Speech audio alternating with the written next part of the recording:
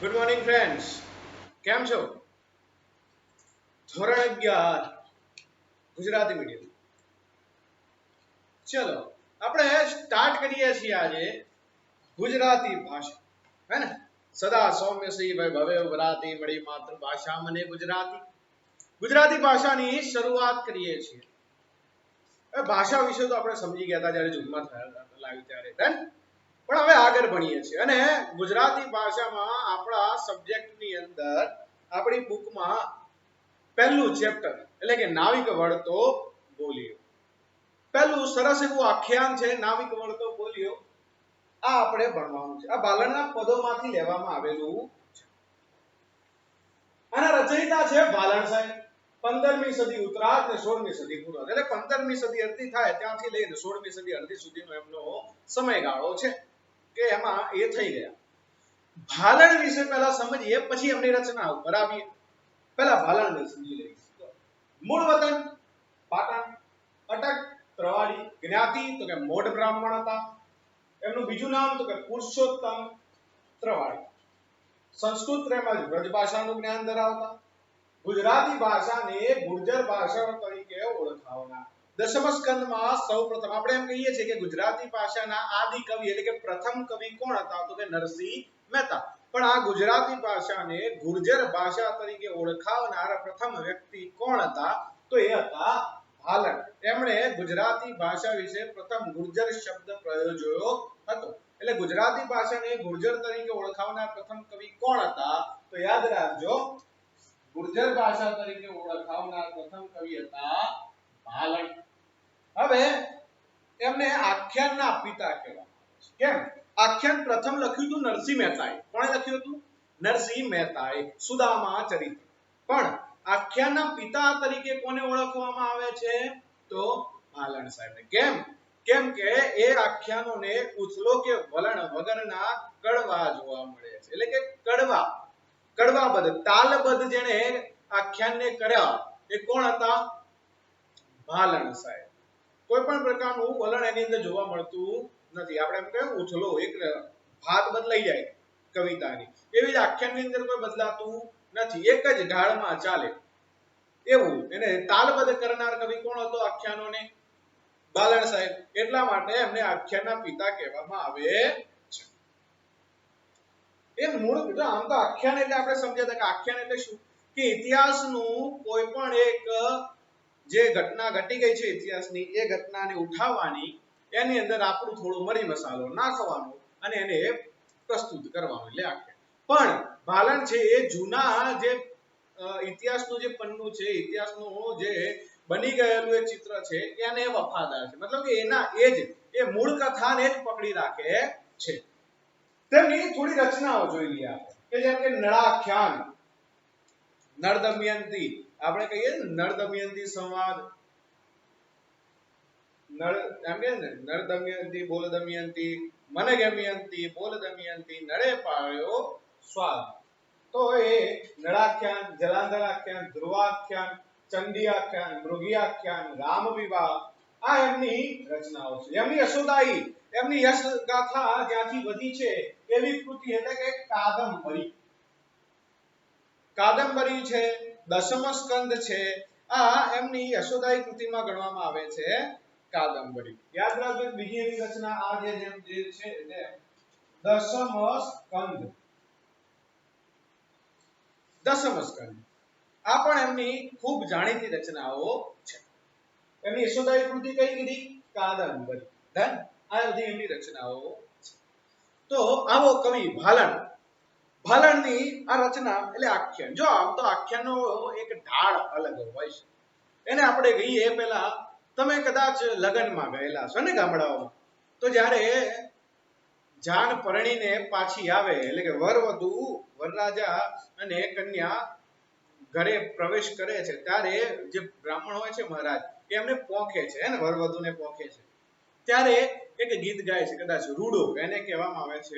રૂડો તમારા દાદા દાદીને કે મધર ફાધરને એનો આઈડિયા હશે, પૂછી લેજો કે રૂડો. તો જે રૂડો છે એનો રાગ કેવો છે? હેમ કરીને કન્યા લાયા, કંકુ ચોખલીએ વધાવ્યા. એટલે આવું બોલે એટલે પાછળ છોકરા બધા બ્રાહ્મણ જોડે તૈયાર હોય. આ વધાવા કે એટલે પાછળ બૂમ પાડે રૂડો. તો આવી એક રચના. અને અહીં આખ્યાન, તો આખ્યાન પણ એવું છે. આખ્યાનની વાત કરીએ કે પ્રસ્તુત જે કાવ્ય છે એ શેના કેન્દ્રમાં છે? તો વાલ્મીકી રચિત રામાયણ ઉપર. કોને રચી છે? વાલ્મીકી. વાલ્મીકીને ઓળખો ને?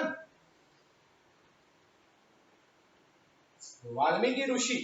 વાલ્મીકી ઋષિ. જો રામાયણ છે ઉત્તર રામચરિત્ર, તુલસીકૃત રામાયણ, એ વાલ્મીકી રામાયણ. આ વાલ્મીકી રચિત જે રામાયણ છે તેનો કેવટ પ્રસંગ છે. વાલ્મીકી રચિત રામાયણનો કેવટ પ્રસંગ.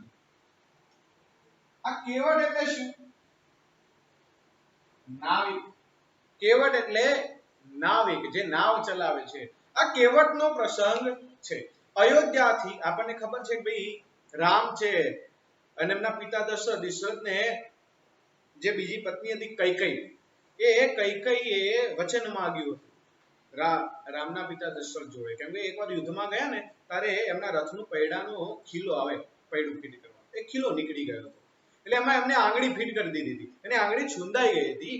ત્યારે દશરથ યુદ્ધ તો જીતી ગયા, પણ દશરથે પછી આ પાટો બાંધી અને એમને માગ્યું હતું કે કૈકેયી તારે જે માગવું હોય એ માગે, એટલે કે સમય આવે માગે. ત્યારે કૈકેયીએ કીધું કે મારા પુત્ર ભરતને તમે અયોધ્યાનો રાજ આપો ને રામને 14 વર્ષનો વનવાસ આપો. એટલે આ વનવાસે નીકળે છે રામ અને લક્ષ્મણ જાનકી. રામ લક્ષ્મણ જાનકી આપણે બોલીએ ને કે રામ લક્ષ્મણ, અને એમની જોડે આપણે વાત કરીએ છીએ કે બીજા એક ઋષિ. એટલે કે કયા ઋષિ? તો કે વિશ્વામિત્ર ઋષિ. તો આ ચારે જણા સાથે અહીંયા નીકળે છે. એ લોકો અયોધ્યાથી વનવાસ જવા માટે નીકળે છે અને ત્યાંથી આ આખો પ્રસંગ છે એ શરૂ થાય છે. તો એ નાવિક છે. ત્રણ વસ્તુ થઈ કે રામ, લક્ષ્મણ અને સીતા માતા અને વિશ્વામિત્ર આ વનમાં જવા નીકળે છે અયોધ્યામાં. એટલે એમને વનમાં જવા માટે નદી પસાર કરવી પડે છે, નદીને પાર કરવાની હોય છે. પણ ત્યાં નાવિક હોય છે, એટલે નાવિકને રામ કહે છે કે અમને નદી પાર કરાવો. એટલે જો એક ઘોડો, ના સમજ નાવિકની બુદ્ધિ કેટલી ચાલે છે અને એના ઘોડપણમાં શું કે છે એની વાત છે કે નાવિક છે એ લક્ષ્મણ ને સીતા માતાને બેસાડવાનું કહે છે, રામને બેસાડવાની ના પાડે. વિચાર કરો, રામ ભગવાનને બેસાડવાની ના પાડે છે કે કેમ? તો કે એક ઋષિના શ્રાપથી અહલ્યા, તમને આઈડિયા છે કે અહલ્યા જે છે એ પથ્થર બની ગઈ હતી. અહલ્યા નામની સ્ત્રી, જેને રામ ભગવાનની ખાલી ચરણ રજ એટલે એમનો પગ અડ્યો અને એ પથ્થરમાંથી પાછી અહલ્યા છે એ સ્ત્રીનું રૂપ ધારણ કર્યું. તો એમને પણ એવું થયું કે રામ જો મારી નાવમાં બેસશે તો એમનો પગ છે, એમની ચરણ રજ છે એ મારા નાવને અડશે તો મારી નાવ પણ સ્ત્રી બની જશે. મારા ઘરે પહેલેથી જ એક મારી વાઈફ છે. હવે તો બધાને હોય ને ભાઈ ઘરે, એટલે તકલીફ કેટલી હોય એમને ખબર હોય કે એક તો છે, હવે આ બીજી આવે તો ભરણ પોષણ કઈ રીતે કરવું. અને મારે વ્યવસાય છે, ધંધો રોજગાર, મારી આજીવિકા તો એક જ ઉપર ચાલે છે, આ નાવ ઉપર. અને નાવ જતી રહેશે તો મારું ઘર કઈ રીતે ચાલશે? અને બે સ્ત્રીઓ, તો હવે મારા ઘરે છે એ મને મારી હાલત શું થશે? હે ને, અમુક સફરજન હોય ને કે આવી હાલત શું થશે? આ બીક હતી એને. એટલે અહીંથી ચાલુ થાય છે. પછી વિશ્વામિત્ર એને આઈડિયા આપે છે, ભાઈ તું પાણીથી એમના પગ ધોઈ દે. એટલે કે એમની પગની જે ધૂળ છે, ચરણરજથી જે આ પથ્થરમાંથી અહલ્યા સ્ત્રી બની હતી, એમાં એમની ચરણરજ, એમની ધૂળ છે પગે ચોટેલી, એ તારી નાવને અડે તો તારી નાવ સ્ત્રી બને ને. એક કામ કર, તું પાણીથી એમના પગ સરસ રીતે ધોઈ નાખ, પછી બેસાડ. એટલે આવો ઉપાય વિશ્વામિત્ર આપે છે અને એ ઉપાય માની પણ લે છે નાવિક અને રામને બેસાડે છે. તો આખી સ્ટોરી ઉપર બનેલું આ આખ્યાનનો એક સરસ એવો નાનો ટુકડો ભાલણના પદોમાંથી લેવામાં આવેલો. ભાલણે સરસ રીતે અહીંયા મૂક્યો છે. તો આપણે શરૂઆત કરીએ અને વાત કરીએ નાવિક વળતો બોલ્યો. ચલો. નાવિક વળતો બોલ્યો, સાંભળો મારા સ્વામ, સાથ સહુ કે નાવે બેસો, નહીં બેસારું રામ. શું વાત કરી?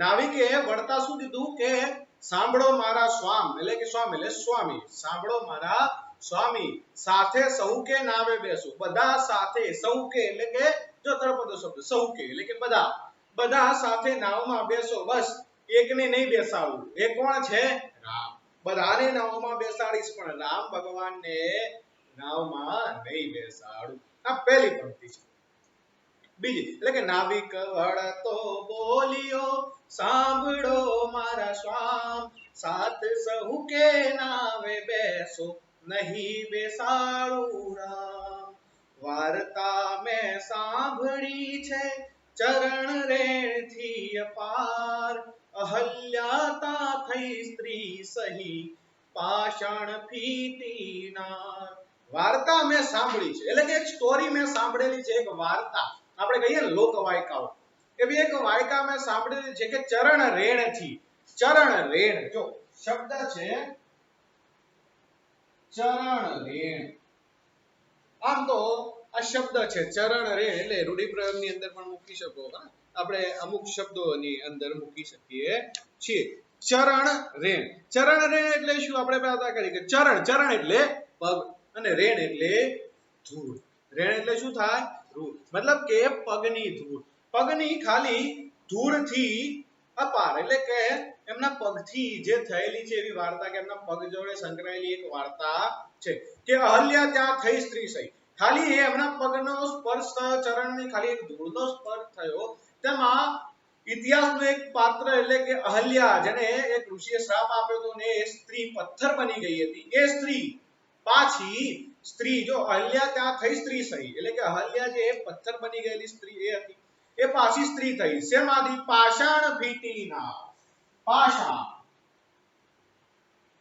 પાષાણ એટલે પથ્થર યાદ રાખજો પાષાણ ફીટીનાર પાષાણ એટલે પથ્થર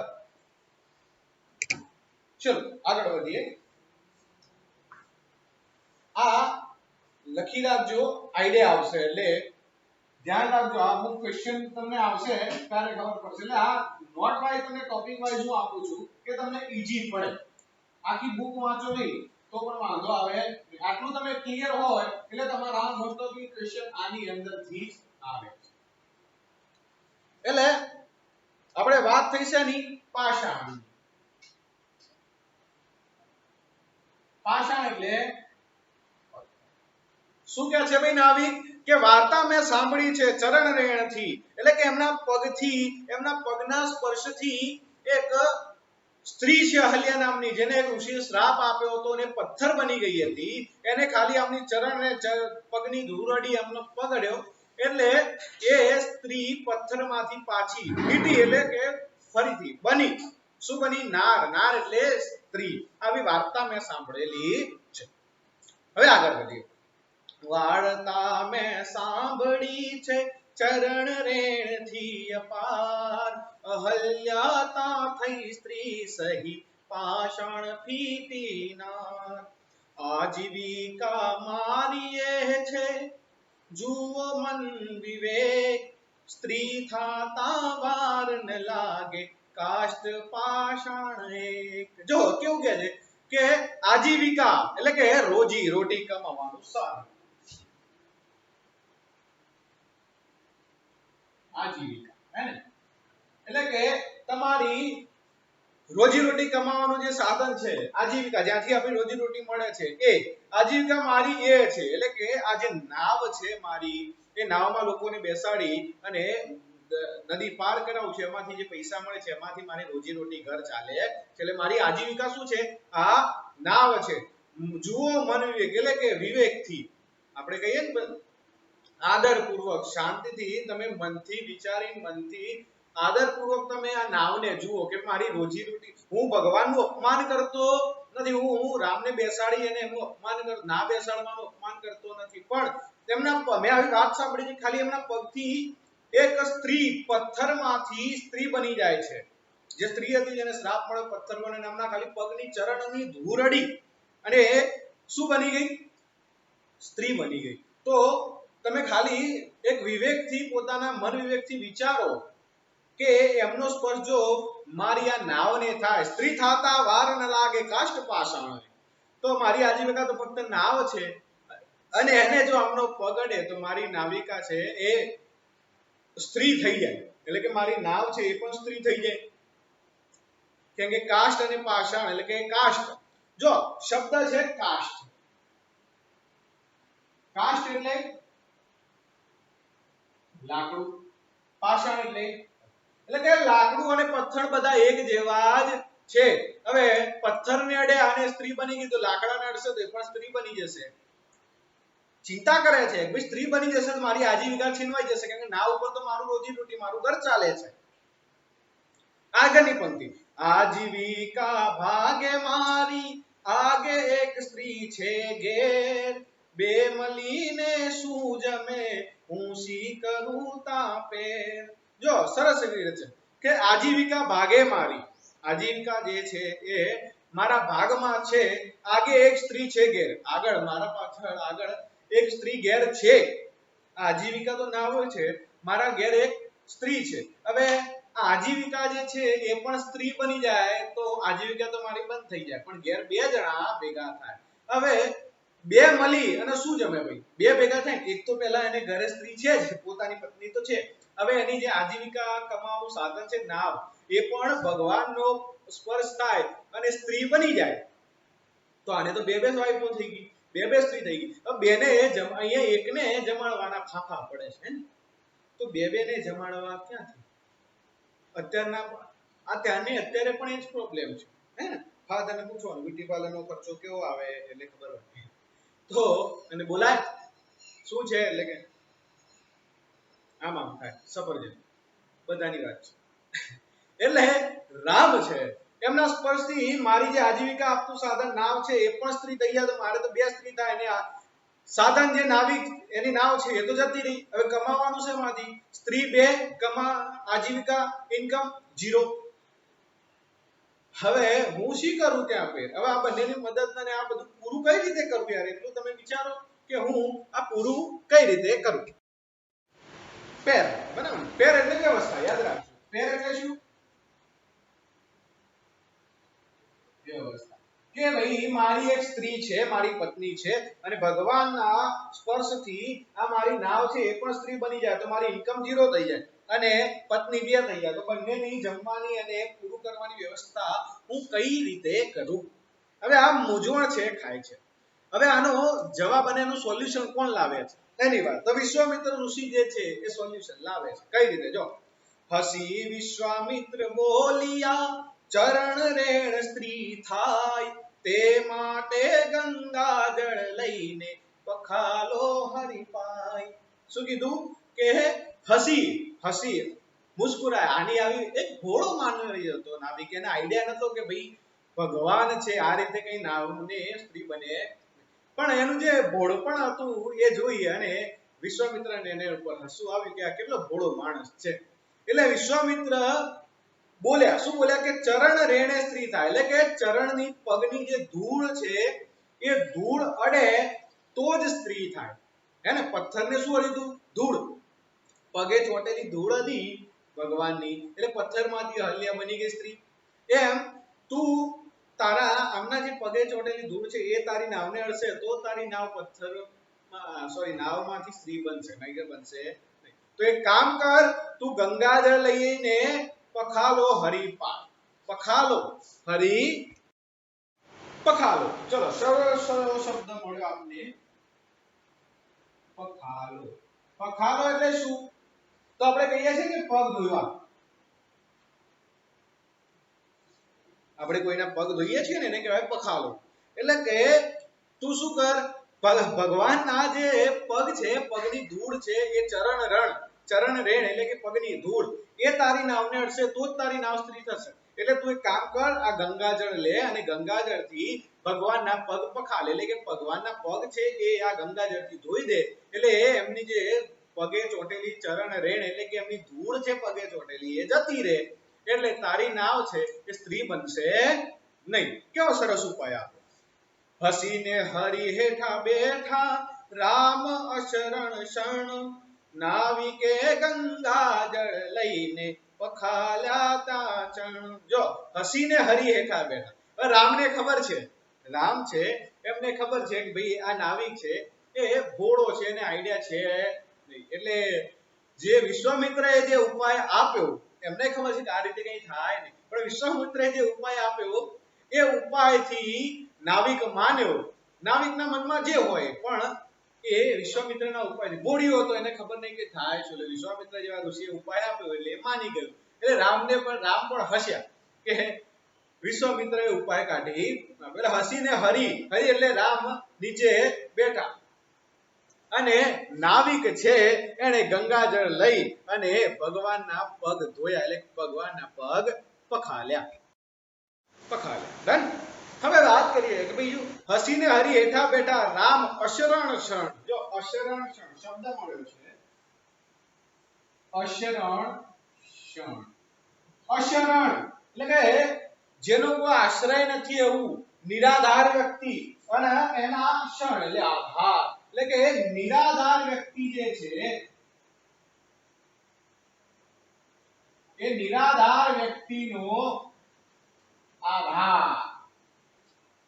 જે નાવિક છે જે નિરાધાર માનતો હતો કે ભગવાનના પગ અડશે તો મારી નાવ છે એ સ્ત્રી બની જશે, આવું માનનાર ભોળા વ્યક્તિને એટલે કે નિરાધારના આધાર સમા ભગવાન છે હસીને નીચે બેસે છે. અને જે નાવિક છે એ ગંગાજળ લઈ અને ભગવાનના પગ પખાલ્યા એટલે ધોયા ગંગાજળથી. ચરણ એટલે પગ, યાદ રાખજો, ચરણ અથવા ચરણ એટલે પગ.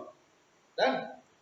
ઓકે. તો અહીંયા આપણી આ આખ્યાન છે. કેવું સરસ હતું કે નાવિક વળતા બોલ્યો સાંભળો મારા સ્વામ, સાથ સહુ કે નાવે બેસો નહીં બેસાડું રામ. નાવિક છે વળતા બોલ્યો કે સાંભળો મારા સ્વામી, દરેકને નાવમાં બેસાડીશ, ફક્ત એકને નહીં બેસાડું. કોને? તો કે રામને.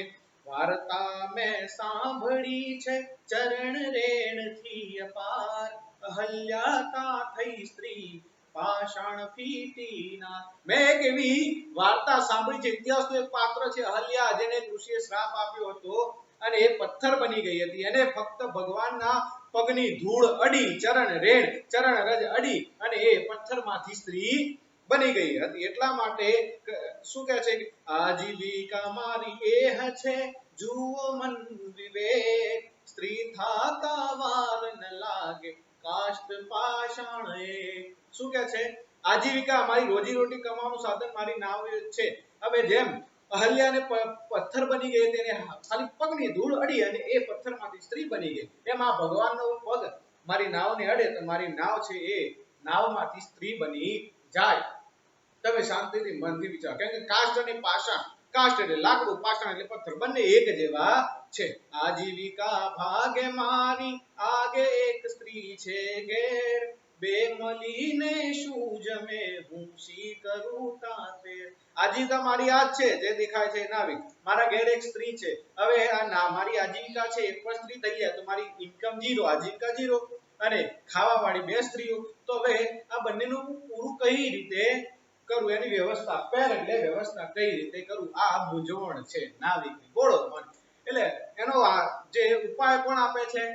તો વિશ્વામિત્ર ઉપાય આપે. શું? હસી વિશ્વામિત્ર બોલિયા ચરણ રેણ સ્ત્રી થાય, તે માટે ગંગા જળ લઈને પખાલો હરિપાય. શું કીધું કે હસી વિશ્વામિત્ર એવું બોલ્યા કે ચરણ, ભગવાનનો પગ નહીં, એને ચોટેલી જે ધૂળ છે એ અડવાથી સ્ત્રી થાય, બાકી થાય નહીં. તું એક કામ કર, ગંગાજળ લે અને ભગવાનના પગ પખાલ, એટલે ભગવાનના પગ છે ગંગાજળથી ધોઈ દે એટલે એ ક્લિયર થઈ જશે અને તારી નાવ છે એ સ્ત્રી બનતા અટકી જશે અને ભગવાન પણ પહેલે પાર પહોંચી જશે. એટલે જે ભોળો નાવિક માની ગયો અને એને શું કર્યું? હસીને હરી હેઠા બેઠા રામ અશરણ શરણ. હસીને રામ ભગવાન એટલે કે નિરાધારનો આધાર નીચે બેઠા અને નાવિકે ગંગાજળ લઈને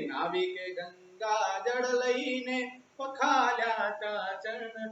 નાવિકે શું ગંગાજળ લઈ અને ભગવાનના પગ છે એ પખાલ્યા. અને અહીંયા આપણું આ આખ્યાન છે એ પૂરું થાય છે. ડન.